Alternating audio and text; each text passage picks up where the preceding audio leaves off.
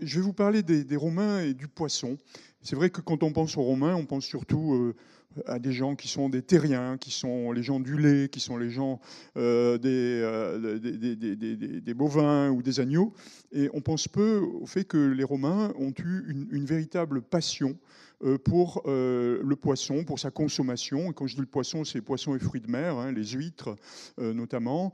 Ce sont les Romains qui, les premiers, ont inventé ce procédé que de pouvoir mettre des huîtres dans de l'eau saumâtre pour pouvoir baisser ce goût d'iode qui peut être trop fort quand on a des huîtres de pleine mer.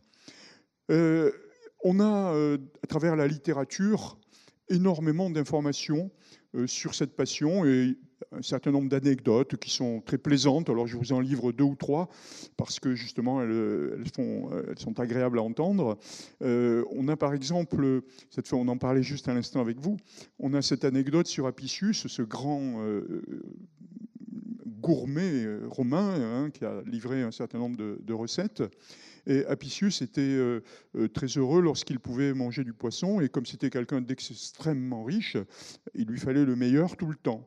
Et un jour, vous trouverez ça dans Athénée, hein, c'est dans l'auteur antique Athénée. Donc il avait entendu parler de crevettes d'une taille tout à fait extraordinaire qui se trouvaient sur les côtes libyennes. Des crevettes, disait-on, presque aussi grosses que des langoustes. Et donc il a pris un bateau, et à l'époque ce n'était pas simple, et il s'est fait conduire jusque sur les côtes de Libye. Et arrivé, alors l'histoire ne le dit pas, hein, peut-être en Cyrénaïque, peut-être en Tripolitaine, arrivé devant les côtes libyennes, sans mettre le pied à terre, il a fait tout de suite venir des pêcheurs, et il leur a demandé de montrer les meilleures productions. Et les pêcheurs ont montré des crevettes tout à fait de belle taille. Et Apicius a dit, mais est-ce que ce sont les crevettes les plus grosses que vous puissiez attraper ici, dans ce pays? Et ils ont dit, oui, c'est vraiment les crevettes les plus grosses. Il a dit, mais très bien, mais c'est indigne de moi. Et à ce moment-là, il est retourné à Rome, sur le même bateau, sans même avoir mis le pied à terre. Donc vous voyez, on a aussi des anecdotes tout à fait remarquables sur, ça c'est dans Sénèque, où les Romains appréciaient de consommer les rougets, pour leur goût bien sûr, mais aussi parce que les rougets ont cette particularité, vous en avez tous mangé comme moi, ont cette particularité d'avoir des couleurs extrêmement brillantes et vives lorsqu'ils sont encore vivants. Hein, ils ont des couleurs même bleutées dans certains cas. Et lorsqu'ils meurent, eh bien, ça vire de la couleur bleue vers le ventre. Hein. Les écailles du ventre ont ces reflets bleus qui virent peu à peu vers le marron puis vers le rose. Et Sénèque nous dit que certains Romains achetaient les poissons et les maintenaient en vie jusqu'au moment où on les mettait dans leur assiette et qu'à ce moment-là, ils voulaient voir ce changement de couleur sous leurs yeux avant de pouvoir les faire les travailler pour pouvoir les manger. Voilà. On a aussi des anecdotes sur la grosseur des poissons. On sait, encore une fois, en parlant des rougets, qu'une fois un rouget d'un poids extraordinaire avait été attrapé, quelque chose qui devait faire à peu près un peu moins de 2 kilos, ce qui est énorme pour un rouget, bien évidemment. Et tous les gourmets de Rome se sont battus pour pouvoir acheter ce poisson. Et le poisson a été vendu pour un prix qui équivaudrait aujourd'hui à quelque chose comme 100 000 euros, ce qui est grotesque, bien évidemment, puisqu'il devait avoir le même goût que les autres rougets plus petits. Mais le fait de pouvoir se targuer d'avoir eu le plus gros rouget vivant, jamais rencontré, eh bien, ça a amené cette bataille, si je puis dire, entre les uns et les autres. Alors, je pourrais comme ça multiplier les anecdotes, mais je ne vais pas le faire parce que ce n'est pas mon propos. Vous le voyez avec cette mosaïque, les Romains appréciaient tellement le poisson qu'ils voulaient en avoir, je parle des classes supérieures, hein, bien évidemment. Hein. Des mosaïques pareilles ne se retrouvent pas chez des gens modestes. Hein. Mais on a donc un souhait de paver ces chambres à manger, hein, donc ces salles à manger, avec des poissons de ce genre. Et souvent, on a ce genre de panneaux que dans le jargon, on appelle xénia. Xénia, ça vient du grec, parce que lorsque quelqu'un était invité dans l'Antiquité, eh bien, c'est lui qui recevait un cadeau. Contrairement à nous, hein, lorsque nous sommes invités chez quelqu'un, on amène un présent, on amène une bouteille de vin, un gâteau ou des fleurs pour la maîtresse de maison. Eh bien, les Romains ou les Grecs avaient cette habitude que lorsque vous alliez dîner chez quelqu'un, c'est vous qui receviez un cadeau. Et on a donc des représentations de mosaïques où vous avez, pardon, où vous avez les cadeaux. Donc ici, c'est une mosaïque africaine, elle vient de Tunisie, avec les dates que vous voyez là, une gerbe de légumes, et puis un poulet hein, qui est là, et puis le poisson qui est bien mis en valeur, avec ce superbe mérou. Vous les reconnaissez comme moi, hein, une dorade, et puis des fruits de mer et des calamars. Voilà un autre sol qui se trouve, lui, dans une villa en Libye, la Libye actuelle. Hein. Je vous emploie les termes d'aujourd'hui, hein, bien sûr, pour simplifier. Pareil, avec cet entourage de poissons. Et bien sûr, on représente les poissons que l'on apprécie le plus, hein, ceux qui valent le plus cher, ceux que l'on va offrir symboliquement à ses invités. Et notamment, parmi les poissons les plus appréciés, le rouget, hein, vous voyez ce beau rouget-là, les crevettes et les crustacés. Et puis, ça vous surprendra peut-être un peu plus, parce qu'aujourd'hui, c'est peu apprécié, mais les murènes. Les murènes étaient un mets qui était extrêmement apprécié dans l'Antiquité et qui valait une fortune. Et on les mangeait soit de forme, hein, rôtis, en tronçons, on les mangeait avec de l'accompagnement, avec du garum, etc. On avait des services particuliers pour pouvoir servir le poisson dans les meilleures conditions. Et vous avez ici des plats. Vous voyez ce petit réceptacle-là. Donc, ce sont des services à poisson. Et on servait le poisson là. Et ce petit réceptacle permettait de récupérer les jus, ce qui fait que les chairs de poisson ne trempaient pas dans le jus, ce qui pouvait être le cas si vous aviez des préparations où le poisson était bouilli, où le poisson était traité de cette manière. Eh bien, vous aviez comme ça, vous étiez sûr que votre poisson allait conserver bien sa souplesse, etc., mais qu'il ne serait pas détrempé par les eaux.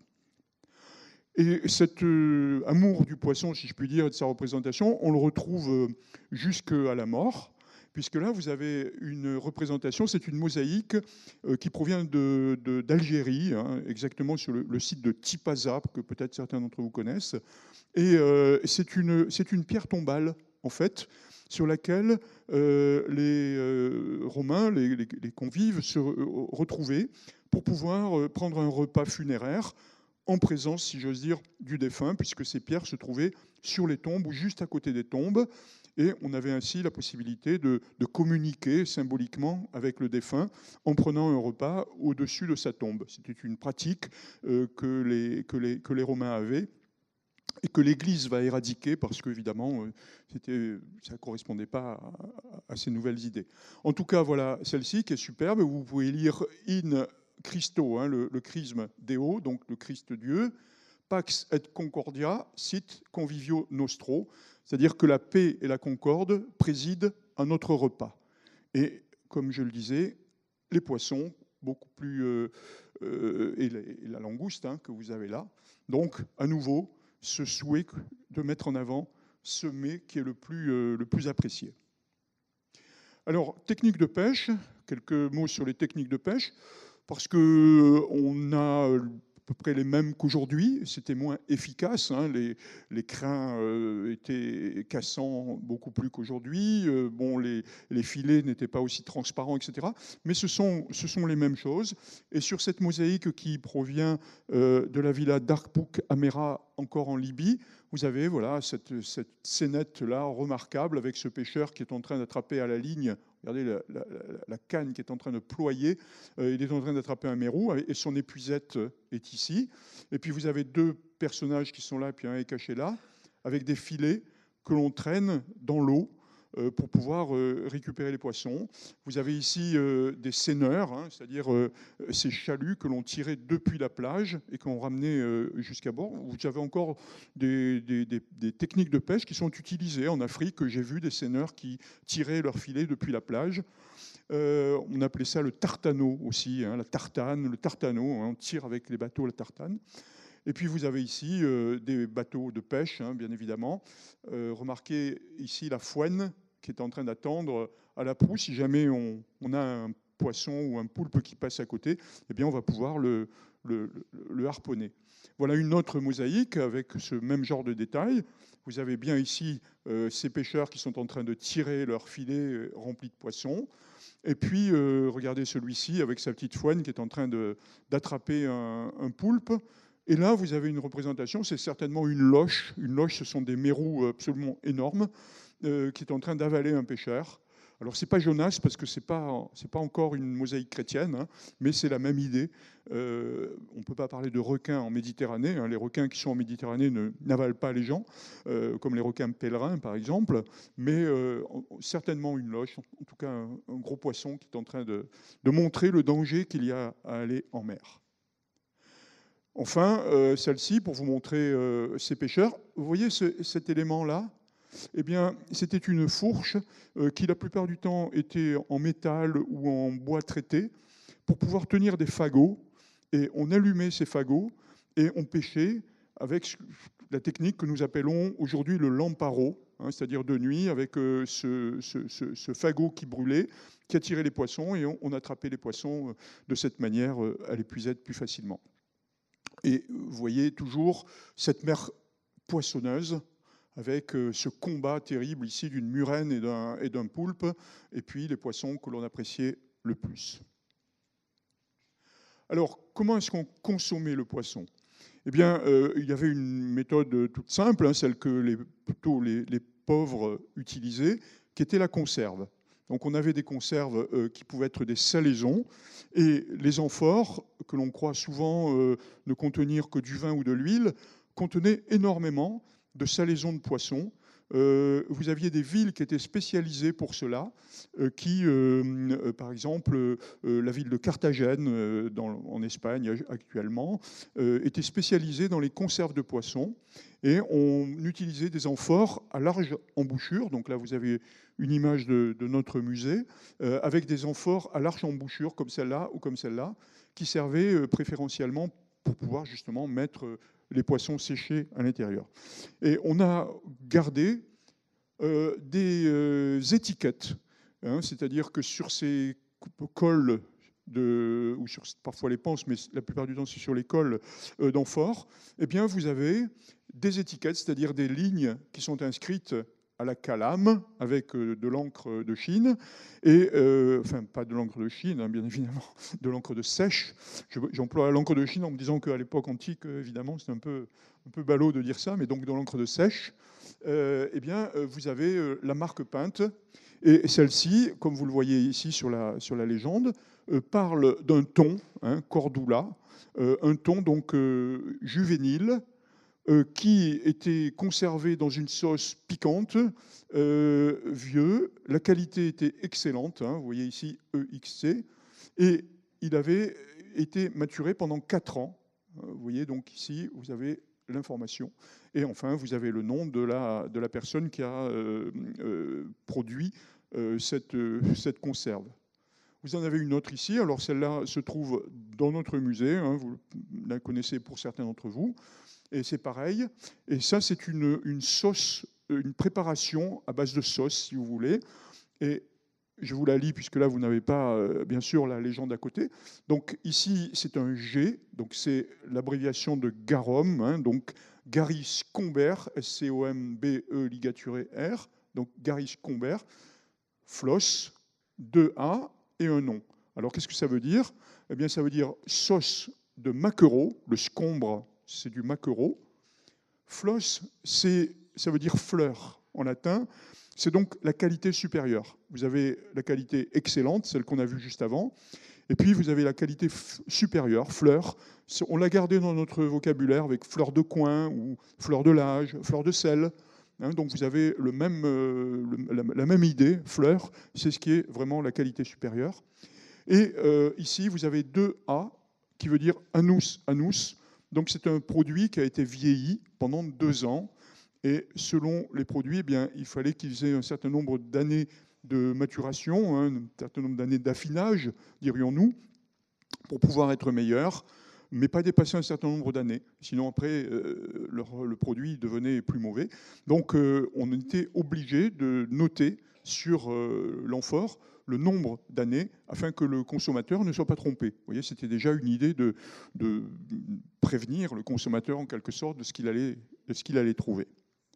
Et puis là, le nom de la marque commerciale, hein, donc l'entreprise qui a mis ces maquereaux en sauce. Alors, le poisson était vendu en frais aussi, hein, bien sûr, il n'y avait pas que des conserves, il y avait du poisson frais qui était vendu. Et pour cela, il y avait des marchés spécialisés. Donc, je vous montre le marché aux poissons de l'Eptis Magna en Libye, hein, puisque j'ai voulu vous montrer surtout des choses libyennes aujourd'hui, vu le sujet.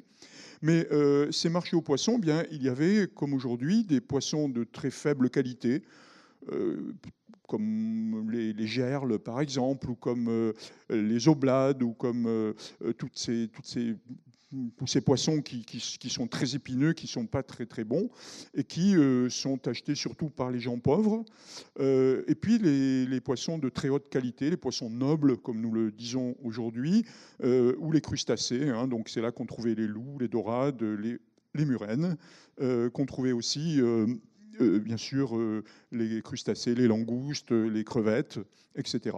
Donc ces marchés étaient, celui en tout cas de l'Eptis Magna présente cette forme. Hein. Vous avez une tolos, hein, j'emploie le terme technique, hein, c'est-à-dire un édicule rond au centre. Là, il faut imaginer qu'il y avait des galeries qui protégeaient les acheteurs, mais aussi le poisson des ardeurs du soleil. Et puis, vous aviez des présentoirs, vous en voyez ici, vous en avez ici aussi, qui étaient tout autour. Et au centre, il y avait un certain nombre à côté et au centre, vous aviez la possibilité d'avoir de l'eau pour que l'on puisse nettoyer, hein, puisque c'est un endroit qui aurait pu sentir mauvais très vite. Donc, vous aviez de l'eau. Ici, vous avez une citerne, vous voyez la citerne qui est là et qui est sciée littéralement par la corde qu'on a remontée pendant des années et des années. Hein, et vous voyez ici les présentoirs. Certains présentoirs étaient d'ailleurs décorés. Donc il y avait des tables de marbre et sur les pieds droits de ces présentoirs, vous aviez des dauphins, hein, donc l'animal marin par excellence. Et vous voyez, celui-ci est en train de dévorer sa proie, un poulpe que vous avez là. Donc on avait ce genre de détails hein, qui était bien dans le goût de l'époque et qui était apprécié par les consommateurs.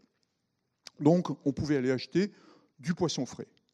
Mais les gens extrêmement riches n'y trouvaient pas leur compte. Premièrement, parce que, bon, on ne trouvait pas toujours le poisson qu'on voulait.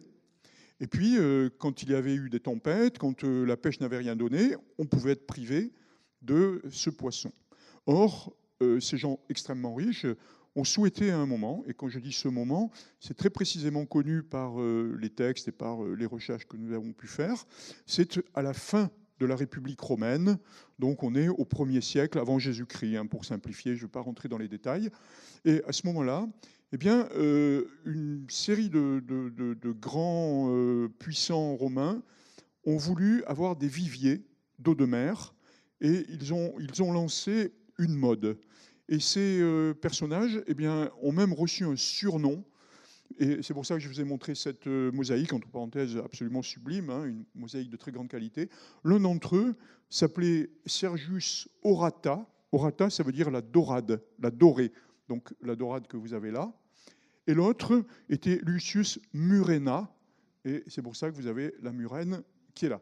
Donc ces surnoms, ils les ont eus tout simplement parce qu'ils ont lancé des viviers, et ils ont lancé des viviers qui étaient des viviers de rapport, c'est-à-dire qu'il fallait véritablement pouvoir investir énormément d'argent. Ça coûtait très très très cher que de construire des établissements de ce genre, mais avec cet argent, ils espéraient un bon rapport puisqu'ils allaient pouvoir produire du poisson. Ce sont tout simplement des fermes aquacoles, hein, comme nous en avons, comme nous en connaissons aujourd'hui. Et on pense que produire du saumon dans des fermes ou du loup au Frioul pour pouvoir le vendre, c'est quelque chose que nous avons inventé. Mais non, les anciens avaient déjà inventé ça, et ces viviers d'eau de mer, ces fermes aquacoles, si je puis employer ce terme d'aujourd'hui, existaient déjà. Et nous savons que ça a été d'un très bon rapport.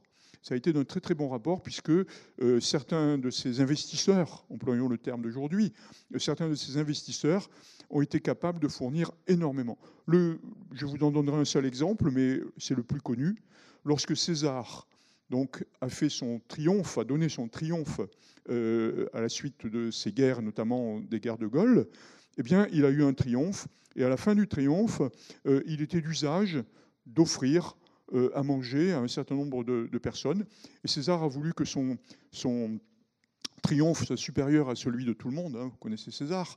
Et donc, il a commandé à un certain Hiérus, il a commandé 6000 murènes pour que l'on puisse offrir un banquet à tous ceux qui viendraient.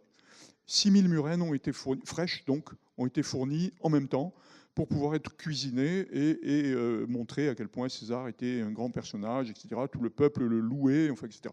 Vous imaginez la logistique qu'il a fallu, je sais qu'il y a des spécialistes dans la salle, mais vous imaginez la logistique qu'il a fallu pour cuisiner autant de poissons, tout ça avec du frais. C'est pas simple, et le servir à autant de convives, etc. Et vous imaginez à quel point il fallait avoir des fermes aquacoles puissantes, des viviers puissants, pour pouvoir fournir un tel nombre de poissons. Et ce que ça a coûté, bien évidemment. Mais César pouvait y aller, il avait un butin absolument extraordinaire, et l'argent coulait à flot, si je puis dire, et ça a été facile.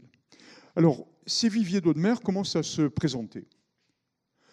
Vous aviez certains viviers qui étaient extrêmement simples. Il y en avait de plusieurs types. Ici, c'est une photo, certains d'entre vous reconnaissent peut-être les lieux, c'est à Saint-Égulphe. Donc on est sur la côte d'Azur. Et là, le vivier est d'un type on ne peut plus simple, puisque les Romains ont utilisé 2 bancs de rochers. Vous avez ici un banc de rocher, ici, là. Et je ne sais pas si vous arrivez à voir par transparence, ici, des murs qui sont là, et qui formaient des tables, des tables différentes. Et ces 2 jeunes enfants ne doivent pas se douter qu'ils sont en train de nager dans un vivier romain. Et ces tables étaient alimentées par des canaux, comme on va le voir dans quelques instants, et permettaient d'avoir des viviers avec des animaux en place. Vous en avez un ici, mais il y en a pas mal, je pourrais multiplier les exemples, mais c'est un autre exemple intéressant, qui se trouve, comme vous le voyez, sur la côte espagnole, vers l'Andalousie.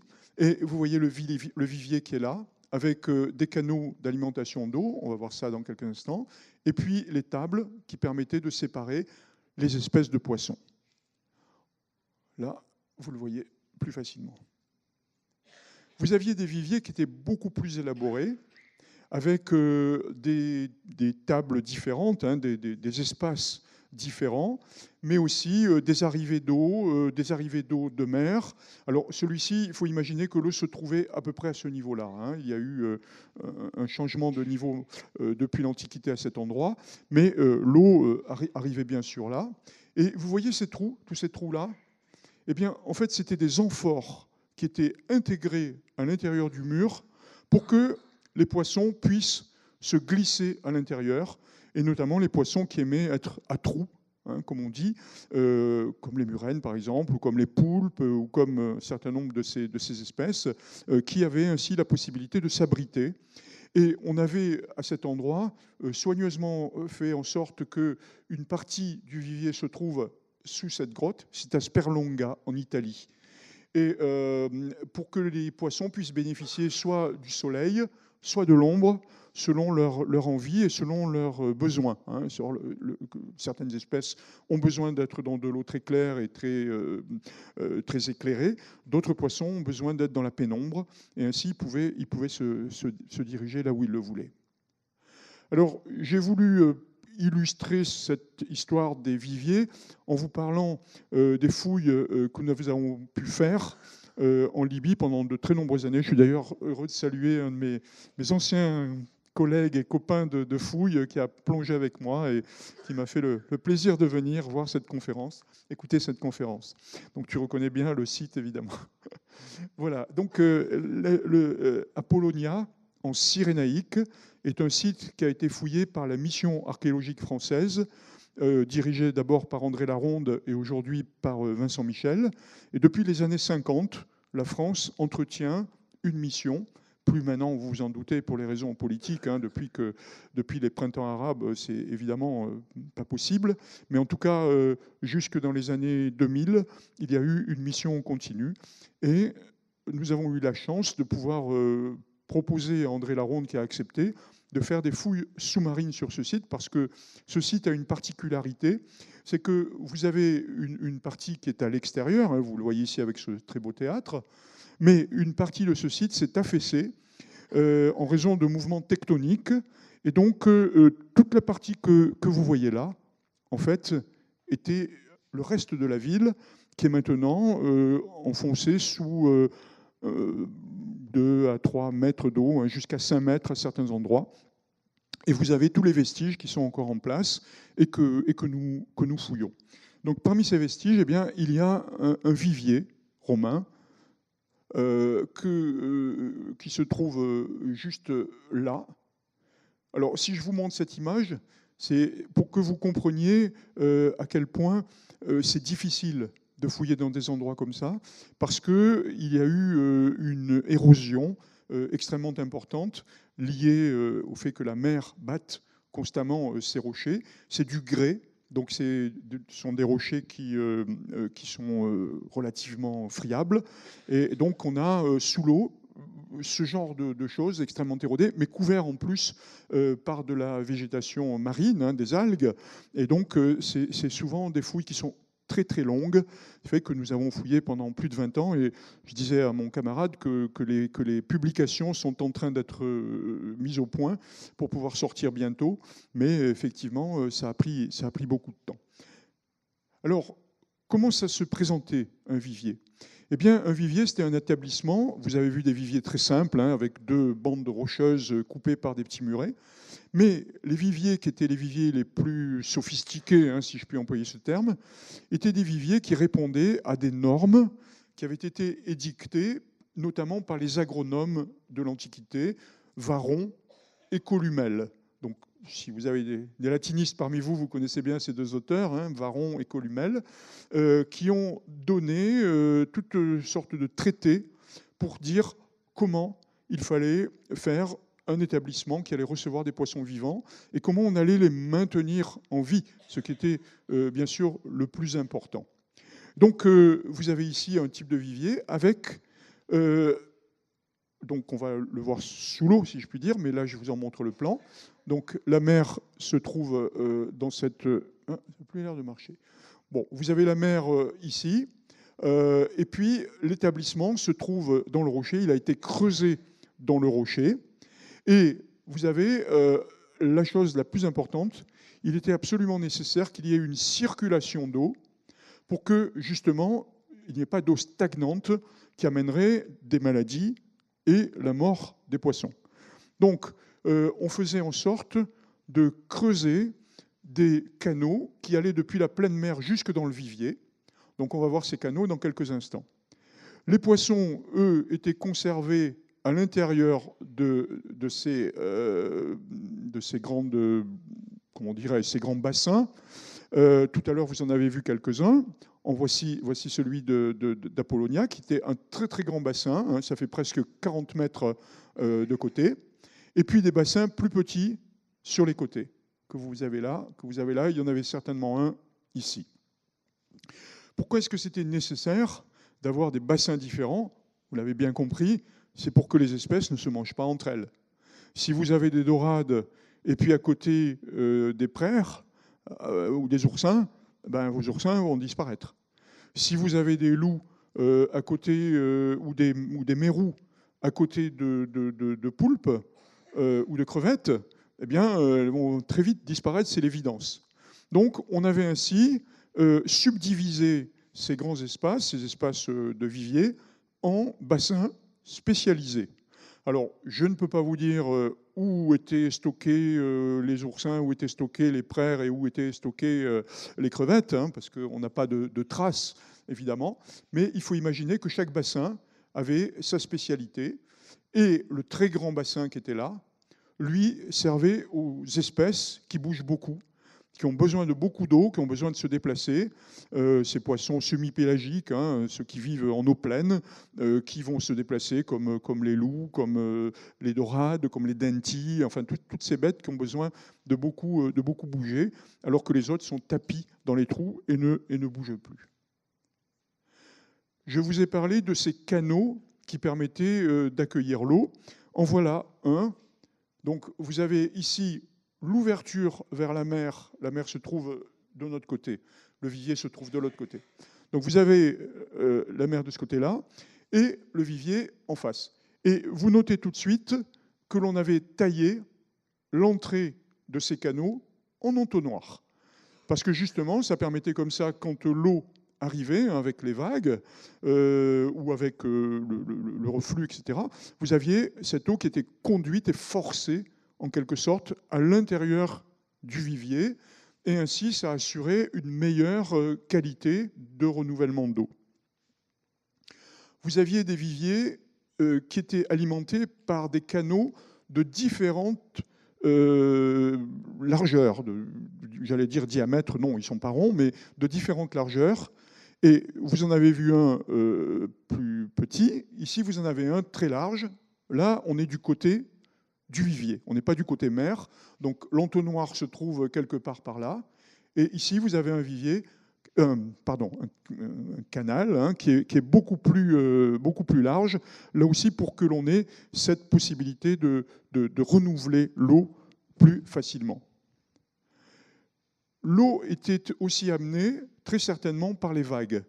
Et là, vous avez une coupe de ce vivier d'Apollonia, où vous avez les bassins que vous pouvez voir ici, les îlots sur lesquels on va revenir dans quelques instants, et une pente qui allait vers la mer. Le niveau de l'eau est là aujourd'hui, mais dans l'Antiquité, il se trouvait à ce niveau-là. Et nous avons compris qu'on avait taillé en pente cette muraille, si vous voulez, qui protégeait le vivier de la mer, pour que justement, lorsqu'il y avait des vagues importantes, elles puissent être un peu cassées. Il y a certainement des pièges à vagues, on en est un peu moins sûr, mais elles étaient un peu cassées, et de l'eau rentrait ici par les banquettes et alimentait, encore une fois, l'eau de l'intérieur pour que l'on ait le maximum de renouvellement. Alors, pardon pour ces photos, elles sont un peu troubles, mais ce n'était pas évident. C'était juste pour vous montrer ce grand mur, si je puis dire, qui se trouve. La mer est donc en face de nous, et nous sommes à l'intérieur du vivier, hein, pour que vous repériez. Et autour de ces bassins, il y avait des banquettes. Donc, vous voyez les banquettes qui se trouvent là, et qui permettaient de faire le tour des viviers pour que, justement, les esclaves puissent s'occuper des poissons et puissent, bien sûr, travailler à pied sec, sortir les poissons quand on en avait besoin, etc. Donc, l'eau était à peu près à ce niveau dans l'Antiquité. Alors, comme je l'ai dit, les espèces étaient séparées. On faisait bien attention à ce qu'elles ne se mangent pas entre elles. Et on élevait les espèces les plus rentables, bien évidemment. Donc là, on a à nouveau un Xenia qui vous montre cela, les rougets, bien évidemment, les mérous, et puis les sards ou les sparidés, hein, donc les sards, les dorades, etc. Les espadons, hein, que vous voyez là, l'espadon n'est pas tout à fait bien rendu, mais c'est l'idée. Et bien sûr, les fruits de mer, les crevettes, les praires, les moules, etc. Les escargots de mer qu'on pouvait trouver. Donc c'est ce qu'on trouvait dans ces viviers. Et on nous dit que dans les textes qu'il est nécessaire d'avoir des espèces différentes. La monoculture, si je puis dire, le mono-élevage est déjà compris comme un risque. Parce que si vous avez une maladie qui s'y met, une épizootie, eh bien à ce moment-là, tout votre argent s'en va, hein, tout votre investissement s'en va. Alors que si vous mettez des espèces différentes, vous répondez à deux choses. C'est que d'une part, si une épizootie vient toucher tel type de poisson, ça ne touchera pas les autres. Mais aussi, vous pourrez répondre à la demande des consommateurs de manière plus efficace. Vous aurez sur les étals la possibilité de trouver diverses sortes de poissons, etc.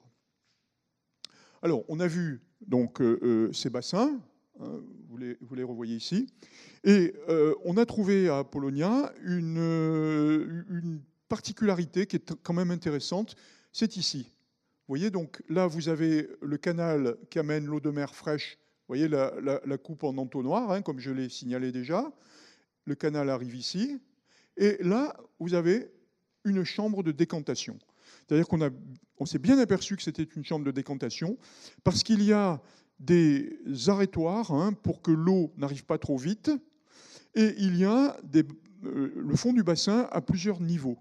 Ce qui fait que le sable qui était en suspension dans cette eau, de même que les algues mortes, les posidonies mortes, eh bien, pouvaient se déposer au fond et l'eau pure, l'eau claire, pouvait continuer jusque donc vers ces bassins. Vous voyez, après la chambre de décantation, vous avez un autre petit canal ici et les premiers bassins qui sont là. Donc, l'hypothèse que nous avons, mais elle n'est pas assurée du tout, hein, c'est que certaines espèces très fragiles devaient se trouver là, alors qu'ici, vous voyez, vous n'avez pas de chambre de décantation puisque le canal arrive directement dans la première niche, et puis dans le premier bassin, dans le deuxième, etc. Et ici, il y a ça. Donc, espèces plus fragiles que les autres, les coquillages, sans doute. Hein, peut-être des huîtres, peut-être des clovis. Alors, je ne peux pas employer le terme de téline que nous connaissons tous bien, puisque ça ne veut rien dire, mais clovis, peut-être, voilà, était utilisé, était élevé, pardon, dans ces bassins. Alors, il y a d'autres formes de bassins. Hein. Vous en avez ici une ronde. Vous voyez, vous avez là aussi des passages pour que l'eau puisse passer. Donc, ces passages étaient munis de grilles. Et vous avez là l'eau qui arrive et qui permet de bien circuler à l'intérieur. On va revenir sur cet élément dans quelques instants. Et vous noterez qu'il y a là, vous voyez, des niches qui sont ici et dont on va voir l'usage dans quelques secondes. Avant, je voulais vous montrer donc ces bassins. Vous voyez, le plongeur vous donne une idée de la taille. Bon, le sable a un peu envahi, mais l'eau se trouvait à peu près à ce niveau. Alors, quand on passait d'un bassin à l'autre, eh bien, comme on l'a dit, on ne voulait pas mélanger les espèces. Donc, il fallait bien qu'il y ait quelque chose ici. Et nous savons par les textes que les bassins étaient séparés entre eux et séparés de la mer grâce à des glissières, on dirait des martilières, hein, dans notre région, mais c'était des martilières ouvertes. Donc c'est pour ça que j'emploie le terme de glissière, puisqu'elles n'étaient pas pleines, elles étaient à jour. Et nous en avons ici trouvé une en fouille. Voilà, elle est là. Donc ces glissières étaient percées de trous, et elles se glissaient. Vous arrivez à voir, peut-être même les personnes qui sont au fond, vous voyez les fentes qui sont là, hein, on voit bien celle-là. Et donc ces glissières en pierre étaient placées à l'intérieur de ces fentes, hein, de ces rails, si je puis dire, et on pouvait ainsi les manœuvrer comme on voulait. Mais l'eau passait avec les trous. Et là, vous avez cette pièce qui a été soulevée, donc, et vous voyez comment ça se présentait, hein, des trous. Elle est cassée, donc elle devait faire ça à peu près. Et au-dessus, vous avez ce trou, et vous voyez là une usure. C'est la corde qui permettait de manœuvrer, de monter, de descendre la glissière, hein, ou plus exactement la grille, maintenant on peut employer ce terme, quand on en avait besoin. C'était très important parce que ça évitait, bien sûr, aux espèces de se mélanger et donc de s'entre-dévorer. Ça permettait à l'eau de passer. Ça a arrêté les plus grosses particules qui auraient pollué l'eau des bassins. On évitait d'avoir comme ça les mousses ou les algues. Mais ça avait aussi un intérêt très intéressant, c'est que ça laissait passer les alevins. Or, laisser passer les alevins, c'était très bien parce que ça facilitait la reproduction, mais aussi ça permettait de nourrir les poissons qui étaient à l'intérieur. Donc, on avait même imaginé et ça c'est, on a plusieurs textes qui en parlent, notamment dans Cicéron, il y a un procès fameux où on fait allusion à cette technique. On avait imaginé d'amener de l'eau douce pour modifier le teneur en sel des eaux du bassin. Donc, à la bonne saison, quand on envoyait de l'eau douce, on baissait la salinité de l'eau, et cette eau un peu plus, on ne peut pas parler d'eau saumâtre, mais enfin de l'eau un peu plus faible en teneur de sel, attirait les alevins qui se plaisent dans ce genre de milieu. C'est pour ça qu'il y a beaucoup d'alevins, par exemple, à l'embouchure des fleuves. Et donc, les alevins, en rentrant, pénétraient par les trous et étaient dévorés par les poissons qui étaient à l'intérieur. Donc, c'était un complément d'alimentation intéressant. Je ne vous ai pas parlé de l'alimentation parce qu'on irait trop loin, mais la plupart du temps, on était obligé d'envoyer des équipes de pêcheurs pour récupérer du fretin, et notamment des bancs d'anchois, des bancs de sardines, et c'est avec cela qu'on nourrissait les poissons qui étaient à l'intérieur. Voilà ici un autre exemple de ces portes à glissière. C'est pas très loin de chez nous, c'est à Fréjus, où à Fréjus, il y a un vivier romain, mais qui, lui, n'est plus du tout en eau, hein, et qui a ce type de détail. Et vous voyez ici la pierre supérieure avec encore la fente qui est là. Et regardez ici les rails sur le côté. Il y en a un autre de l'autre côté qui est là. Et donc, la grille descendait et était soulevée en fonction des besoins. Alors, je vous ai parlé tout à l'heure de ces niches. Hein. Vous avez vu les niches dans la figure précédente. On en a trouvé à Polonia. Et c'est très intéressant parce qu'elles sont toutes regroupées à cet endroit. Vous voyez, on en a ici, on en a autour de cet îlot, on en a là. Et elles sont juste au débouché de la canalisation la plus large, donc celle qui amenait le plus d'oxygène, hein, le plus d'eau fraîche à l'intérieur de l'établissement. Et c'est très intéressant parce que ces anfractuosités ont été creusées à dessein, et on en parle dans Columelle, pour que les espèces qui n'aiment pas se déplacer puissent se tapir. Les espèces, vous les connaissez tous, les murènes notamment, les mérous, les poulpes, les langoustes, bref, toutes ces espèces qui aiment à se tapir dans des trous et qui ainsi, comme ça, trouvent un abri. Or, comme elles ne bougent pas beaucoup, elles ne nagent pas beaucoup, elles ont besoin d'une eau plus oxygénée que les autres. Sinon, à force de rester au même endroit, eh bien, ça va être difficile pour elles d'avoir ce qu'il faut. Donc, ces niches, nous les voyons ici. Vous voyez, elles sont juste à la surface de l'eau. Vous voyez, 1, 2, 3 qui sont là, le long de ce massif. Et donc, elles étaient jusqu'à la surface de l'eau. J'en ai une image, les voilà. Donc, à nouveau, vous voyez, niches creusées, elles sont là, elles sont là, elles sont là. La banquette est ici pour que vous vous repériez. Donc, vous voyez, niveau de l'eau juste au-dessus, qui fait que les animaux étaient à portée de main, si je puis dire. Et autour de l'îlot, eh bien, vous avez là aussi ces niches, hein, vous les voyez parfaitement là. Donc, comme je le disais, ces niches avaient cet intérêt, c'est qu'elles concentraient certaines espèces à certains endroits, et pour l'exploitation du vivier, c'était beaucoup plus efficace, parce qu'on n'avait pas à aller courir partout. On savait qu'en venant là, s'il y avait une commande, eh bien, on aurait la possibilité de trouver les murènes là, de trouver les poulpes là, de trouver les langoustes là, etc. Voilà un détail hein, pour vous montrer que ça a été un travail qui a été fait au pic. Hein, voilà, c'est tout simple. Et là, vous avez une bonne idée. Voilà cela. Je vous ai parlé de ces îlots qui étaient au centre donc, du grand bassin. Et voilà, ici et là, avec ici ces niches.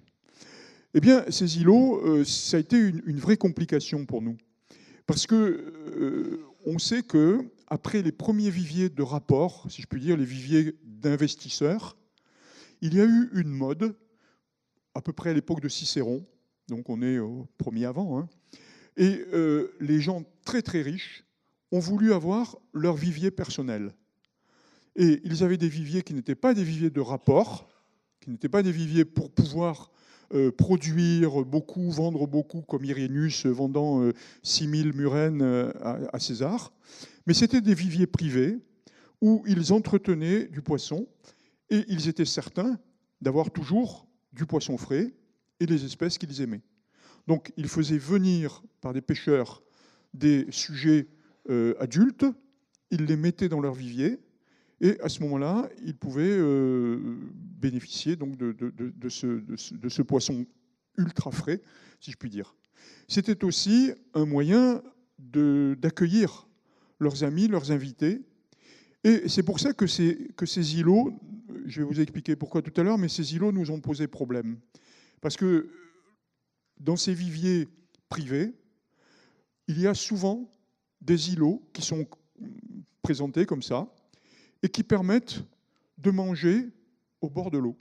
Vous faites venir vos invités, vous les amenez avec une petite barque, vous êtes sur cet îlot, et vous avez une table dressée, et vous mangez à la bonne époque, hein, bien sûr, pas en plein hiver, mais lorsque le temps est beau, eh bien vous mangez entouré d'eau, entouré de poissons.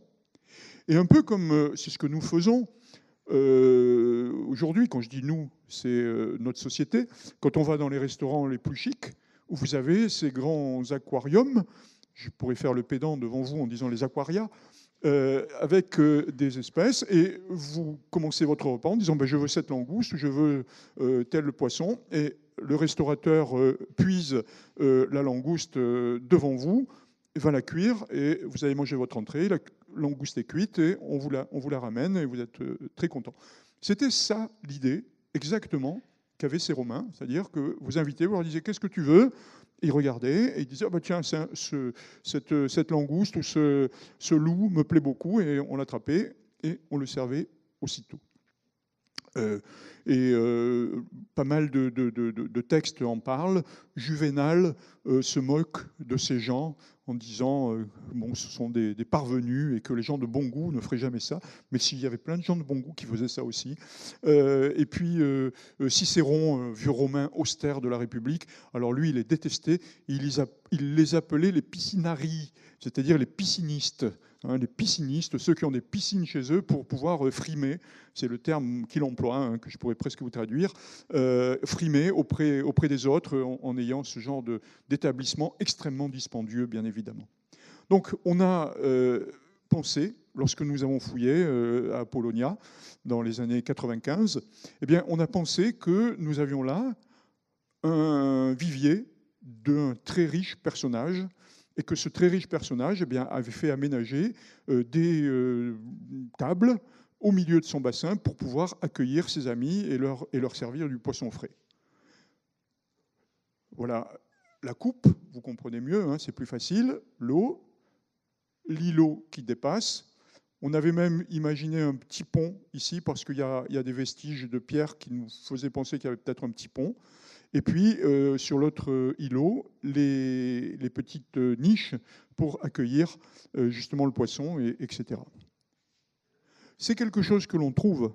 Hein, il n'y a pas que, c'était pas une imagination, c'est pas seulement dans les textes.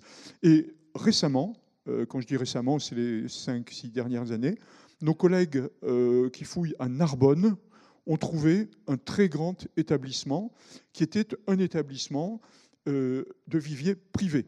Donc c'est juste à côté de Narbonne. Et certains d'entre vous connaissent peut-être ce site. Hein. Voilà, je vois qu'on opine dans la salle. Et vous aviez, vous aviez donc ce très grand vivier, c'est très très vaste, avec au centre un espace où l'on pouvait accueillir ses amis. Et cet espace, eh bien, il y avait un décor, hein, il y avait des colonnes, il y avait même un bassin. On ne le voit pas là parce que j'ai préparé un peu vite, donc je n'ai pas trouvé toutes mes diapos. Mais vous aviez même un bassin où on a trouvé des traces d'huîtres. Donc c'était un bassin où les huîtres étaient tenues au frais. Et quand le propriétaire de la maison avait ses invités, eh bien, on pouvait faire sortir les huîtres directement de l'eau, les ouvrir sur place, les consommer sur place, etc. Donc c'était de bon ton, si je puis dire, à une certaine période, aux alentours du 1er siècle, premier avant, premier après. C'était de bon ton de mettre beaucoup d'argent dans ce genre d'établissement et de recevoir ses amis. C'est pour ça que tout à l'heure, je vous ai montré cet autre vivier. Lui, c'est un vivier à Punta del Vipera, en Italie, où vous avez aussi, vous voyez, cet espace qui était l'espace où l'on dressait les lits pour le repas, et dessous, les niches, et regardez les amphores qui sont incluses à l'intérieur du mur pour qu'on puisse savoir que les poissons sont là. Donc voilà cette idée qui était très appréciée. Donc logiquement, on s'est dit, à Apollonia, on a un vivier de riches qui ainsi peut recevoir ses amis. Ça a été, comment dirais-je, on est parti sur une fausse piste parce qu'on a trouvé aussi énormément de fragments de décor à l'intérieur même du vivier. Je vous en montre quelques-uns. Vous voyez, des fragments de marbre complètement arrondis, usés par la mer. Et dans ce vivier, nous en avons eu une concentration énorme. Alors qu'ailleurs sur le site c'est grand comme la moitié d'Arles, en sous-marin. Donc vous voyez, c'est quand même très vaste. Eh bien, la moitié du centre-ville, bien sûr. Et donc, on a trouvé ces concentrations de marbre pratiquement que dans ce bassin. Et vous en avez un exemple ici, mais on a trouvé aussi des éléments statuaires. Et vous voyez nos équipes en train de sortir ce fragment de statue qui, une fois remonté, s'est avéré être un Dionysos. Donc vous avez là le fragment que vous venez de voir sous l'eau, avec un autre fragment qui avait été trouvé antérieurement. Et voilà, on a du décor. Alors, c'était quand même très intéressant pour nous, parce qu'on a un établissement qui correspond au canon, si je puis dire, de ce bon goût du 1er siècle. On a, comme c'est le cas à Narbonne, comme c'est le cas dans d'autres lieux, la grotte de Tibère, par exemple, où Tibère recevait ses amis, était entouré de sculptures de très grand prix. Eh bien, on s'est dit, voilà, on a du marbre, on a des éléments sculptés, donc c'est bien ça, c'est bien le vivier d'un grand personnage.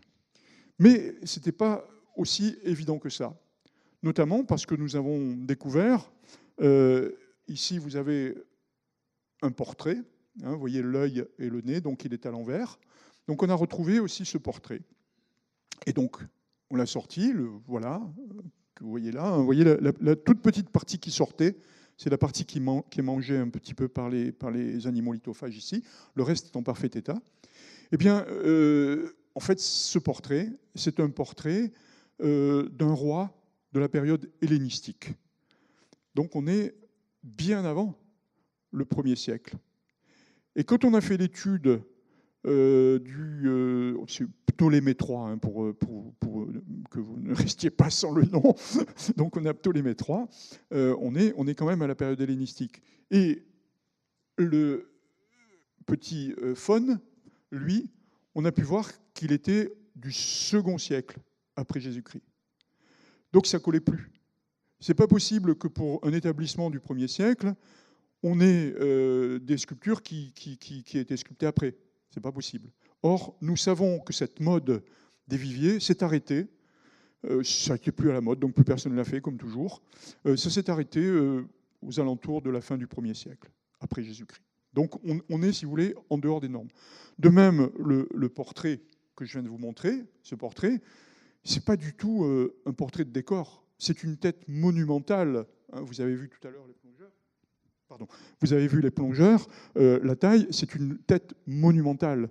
Donc en fait, c'est un portrait dynastique, c'est un portrait politique, si vous préférez, mais pas du tout quelque chose qui soit un élément de décor que l'on pourrait mettre chez soi. Ça ne rime à rien. Donc on commençait à vraiment se poser des questions. Et ça a été corroboré par l'environnement de notre bassin, puisque le bassin est là juste derrière.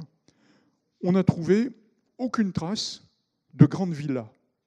Or, quand vous aviez un bassin personnel, tous les cas de figure vont dans ce sens, il n'y a aucune exception. vous avez associé une grande villa maritime, c'est-à-dire une villa au bord de la mer, que ces grands personnages se payaient en plus de leur maison à Rome, sur le Palatin ou ailleurs. Donc ils avaient une villa maritime et ils allaient faire, pendant l'été, ils allaient donner des fêtes, s'amuser, etc. Là, il n'y a rien.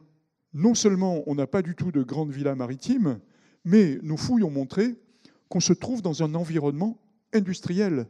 C'est-à-dire que vous avez là des cuves dont on sait qu'elles ont servi à contenir du grain, elles ont servi à contenir toutes sortes de l'huile, enfin, vous voyez, donc des éléments qui ne sont pas du tout du luxe, hein, c'est vraiment un endroit industriel et artisanal, comme on dirait aujourd'hui. Et vous voyez des petites pièces qu'on a pu trouver, qu'on a pu fouiller un peu par-ci, par-là, hein, je ne rentre pas dans les détails, qui sont liées à une activité portuaire intense. Donc ça collait de moins en moins. Et si je vous montre, ça c'est le plan qui a été fait par les Anglais en 1958, ce sont eux les premiers qui ont fouillé, juste avant que nous n'intervenions ensuite. Eh bien, quand je dis nous, c'est bien sûr la mission française, hein. Je n'étais pas là en 1958. Donc on a, vous voyez ici le fish tank, hein, donc le vivier, et toute la colline ici est occupée avec des activités industrielles. Et on est juste devant un port, un double port. Je ne peux pas en parler aujourd'hui, hein, mais ce double port que nous avons étudié pendant tant d'années et qui est un port de commerce. Donc ça ne colle pas du tout. Si vous êtes richissime, si vous avez la possibilité de vous payer une villa luxueuse, vous n'allez pas aller vous mettre à Maurepiane. Vous voyez ce que je veux dire ? Vous allez aller plutôt à Saint-Tropez, vous allez aller ailleurs, là où on peut. Donc ça ne collait plus du tout. Ça, plus le fait que les sculptures appartiennent à des périodes différentes, ça ne collait plus du tout. Donc l'idée, c'est qu'on avait un vivier, non pas de rapport, parce qu'il n'est pas assez grand, mais un vivier intermédiaire. Ces viviers où, et nous avons aussi des preuves dans la littérature, ces viviers où un investisseur payait un établissement de ce genre, non pas pour produire du poisson, parce que je ne peux pas rentrer dans les détails, sinon je vous tiens jusqu'à 9 h du soir, mais il fallait par exemple de la profondeur. Pour que les poissons vivent, Columet ou Varron disait qu'il fallait au moins 2 mètres d'eau. Or, à Apollonia, vous l'avez vu, on est dans 50 cm d'eau. Donc ce n'était pas imaginable que l'on ait un vivier de rapport avec un élevage sur du long terme. Ça pouvait être soit, comme nous l'avions imaginé en premier, un vivier personnel, on amène des poissons, on les consomme, soit un vivier intermédiaire. Et ce vivier intermédiaire permet d'accueillir des poissons, on les maintient en vie quelque temps et on les exporte. Et là, on retombait sur nos pieds. La taille du vivier, le fait qu'on ait besoin de bien protéger les espèces parce qu'elles vont rester peut-être quelques semaines, mais pas des années, hein, pour qu'elles grandissent. Et elles vont ensuite être exportées. Et là, l'environnement industriel que nous avons, artisanal, hein, si vous préférez, n'est plus gênant. Au contraire, on est juste à côté d'un port équipé avec des quais, des grues, avec des dockers, etc., des bateaux, et on peut faire partir les poissons. Et si je vous ai montré cette petite gargoulette, alors c'est un objet d'aujourd'hui, hein, il a peut-être 50 ans, pas plus, hein, mais c'est parce qu'on a exactement les mêmes dans l'Antiquité, et c'était des céramiques, enfin des poteries, qui servaient à conserver certaines espèces vivantes, les crevettes par exemple. Ce sont des petits viviers qui servent au transport. Donc on met des poulpes à l'intérieur, on met des crevettes, il y en a de beaucoup plus gros dans lesquels on peut mettre des poissons et on peut les transporter. Et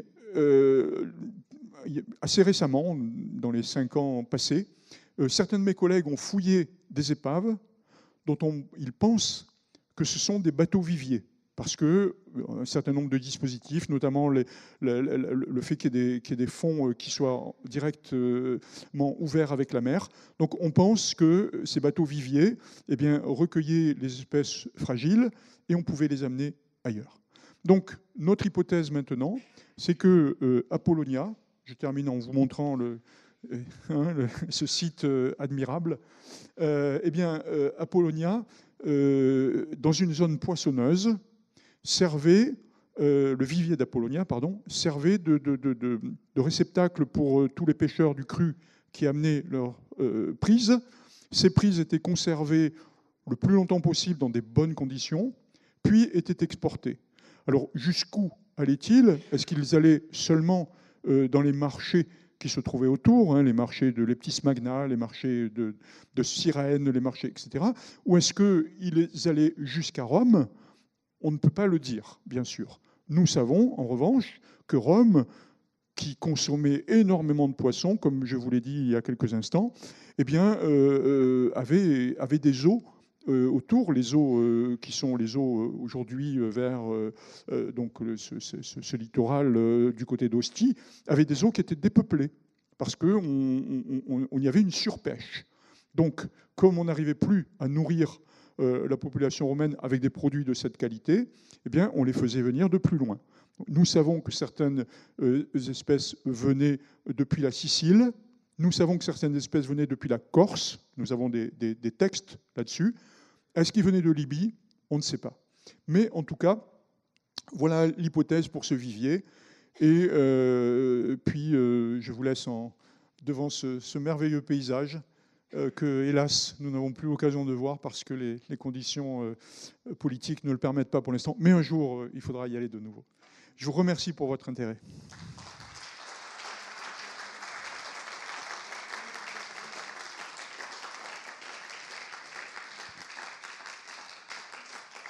Ça s'est continué, les viviers. Par exemple, au Portugal, à Alcobaça, il y a un monastère et il y a un énorme bassin et il y a un canal qui allait directement à la cuisine. Une cuisine où il y avait une énorme table en marbre et d'énormes cheminées. C'est tout énorme à Alcobaça. Je vous conseille de le visiter comme bataille. C'est magnifique. Et donc, ils ouvraient la vanne et les poissons arrivaient directement dans la cuisine. C'était au XIIe siècle.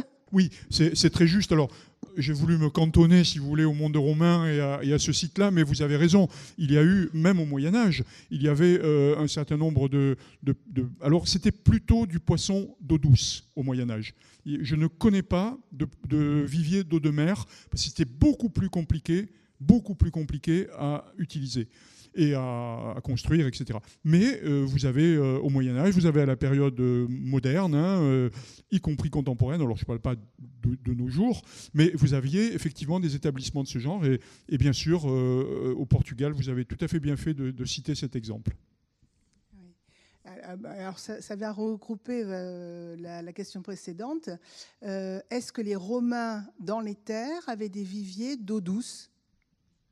Alors tout à fait, on avait ce genre de vivier d'eau douce, mais ils étaient beaucoup moins appréciés. C'est-à-dire qu'on adorait, je crois que vous l'avoir montré, on adorait le poisson de mer. Le poisson d'eau douce était plutôt considéré comme du poisson d'esclave. C'est-à-dire la nourriture qu'on va donner à ces fermiers, qu'on va donner à ces esclaves. Donc on avait on a des traces. On sait qu'il y avait par exemple des viviers où l'on conservait les anguilles. Mais jamais un Romain de haute qualité va manger des anguilles. Jamais. Il va manger de la murène, il va manger du congre, mais jamais d'anguilles. De même, on avait des poissons qui sont très épineux, comme certaines perches, enfin certaines carpes, enfin des trucs, qui étaient, si vous voulez, consommés, mais la plupart du temps, d'ailleurs, ils étaient broyés et on en faisait une espèce de brouet. C'était pas très apprécié. Donc on ne peut pas dire qu'il y ait, même si vous avez raison, il y avait des viviers d'eau douce en terre, on ne peut pas dire qu'ils avaient la même fonction. Est-ce qu'on sait pourquoi ce portrait de Ptolémée s'est retrouvé là ? Et un portrait de culte peut-être d'ailleurs ? Tu poses la question qui tue parce qu'il y a déjà eu un paquet d'articles là-dessus.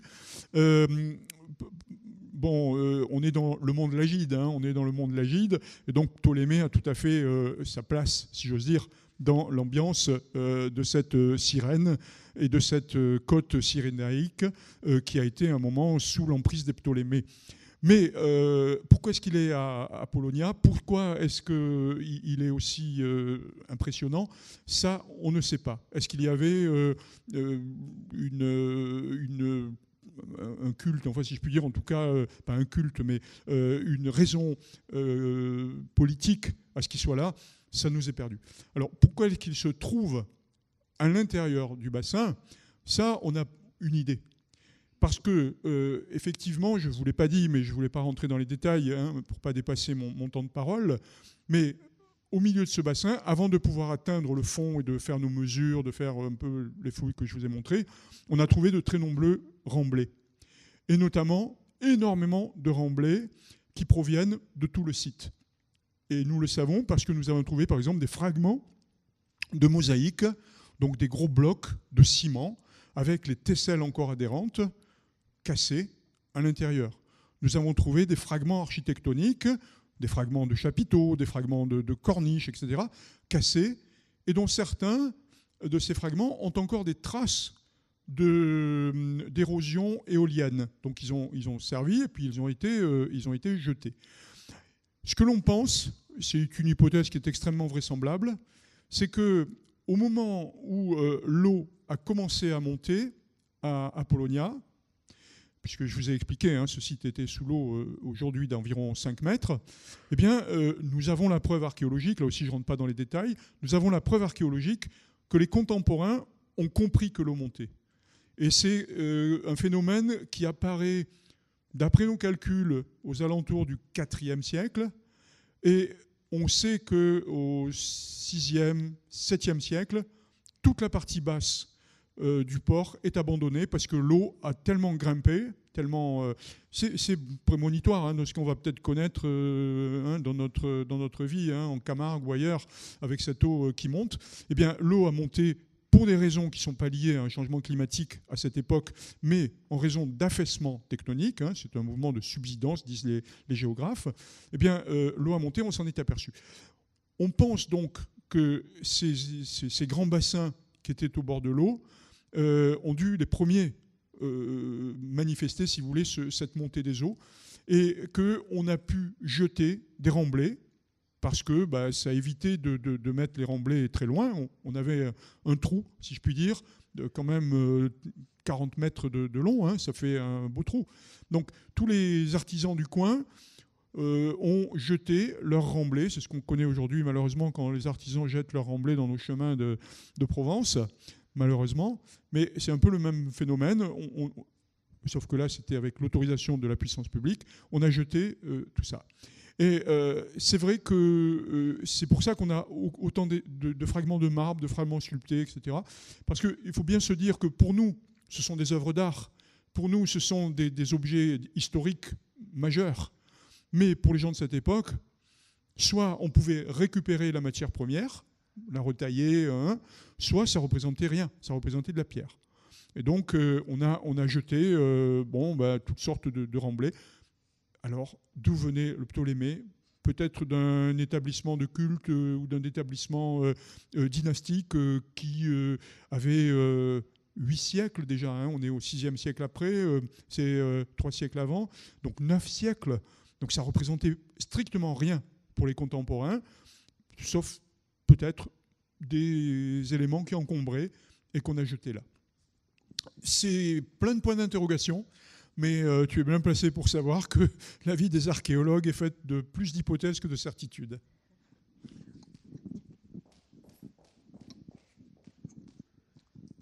Est-ce que dans un même vivier, on pouvait se retrouver avec les sortes nécessaires de poissons pour faire une bonne bouillabaisse? Oui, bien sûr. Puisque c'était... Bon, d'abord, je crois que la bouillabaisse, on met ce qu'on a. C'est la recette, si je me souviens bien de ce que me disait ma grand-mère, ce qu'on a, on le met.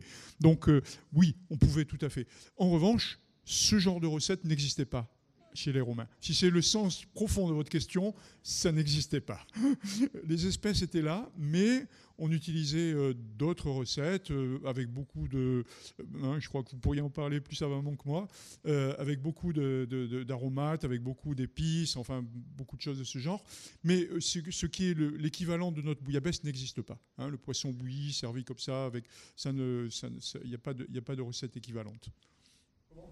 C'était une recette pour esclaves. Oui, c'est vrai que c'était les pêcheurs au départ qui utilisaient, les pauvres pêcheurs récupéraient tous les poissons qui avaient été abîmés et les mettaient en même temps dans un pot, dans un chaudron. Puis bon, ils avaient ce mets qui est devenu hors de prix depuis. Je peux savoir les étiquettes, dans quelle matière elles ont été faites à l'époque. Vous avez parlé qu'il y avait des étiquettes sur les amphores. Oui. Je peux savoir en quelle matière elles étaient faites?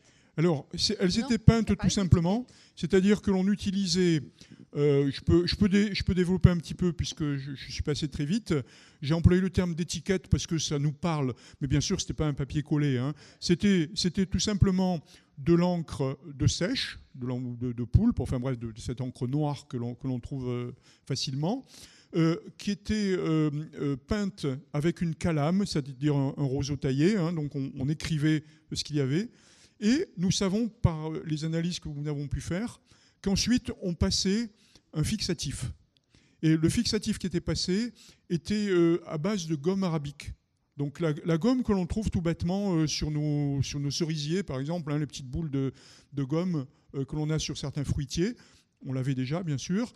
Et à ce moment-là, elle était broyée, délayée, enfin, et elle était passée comme un vernis sur ces inscriptions. Et c'est pour ça qu'elles ont survécu, si vous voulez, à toutes ces années. Donc l'inscription est directement gravée dans la zone. C'était pas gravé, c'était peint. Oui, tout à fait. C'est-à-dire que vous aviez donc des centaines d'amphores et puis des esclaves qui avaient leur peau d'encre et leur peau de vernis, hein, je vais employer ce terme, et qui écrivaient dessus ce que c'était. Tout simplement, et puis on passait un coup de vernis, puis on passait à l'autre, etc.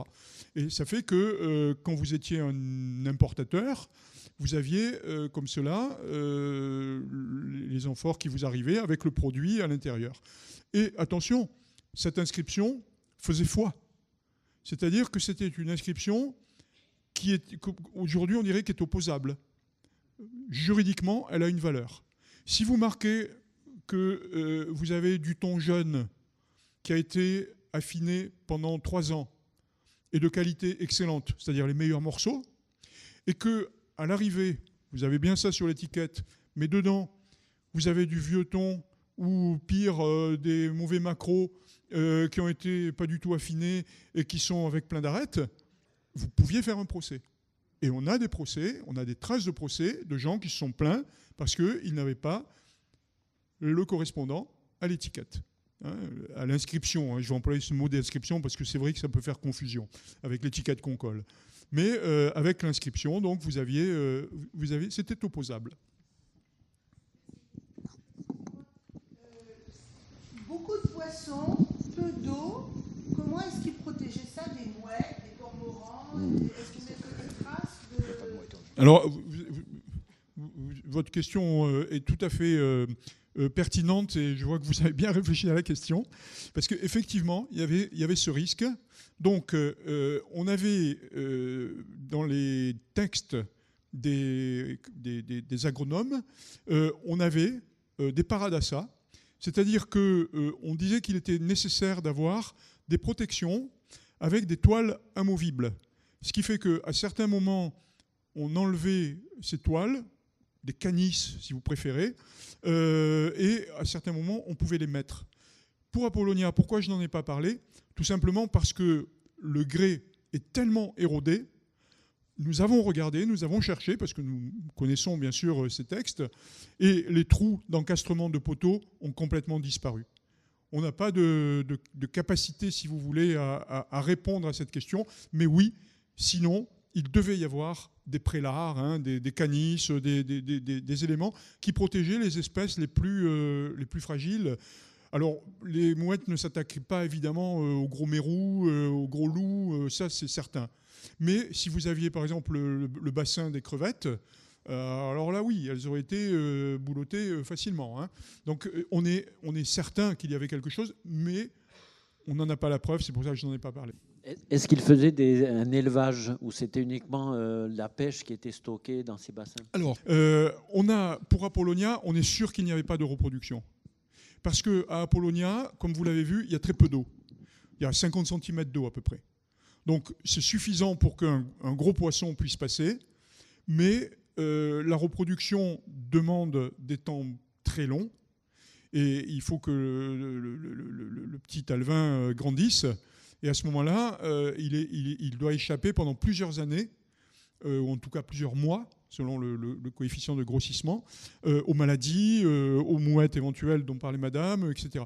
Donc il y avait trop de difficultés.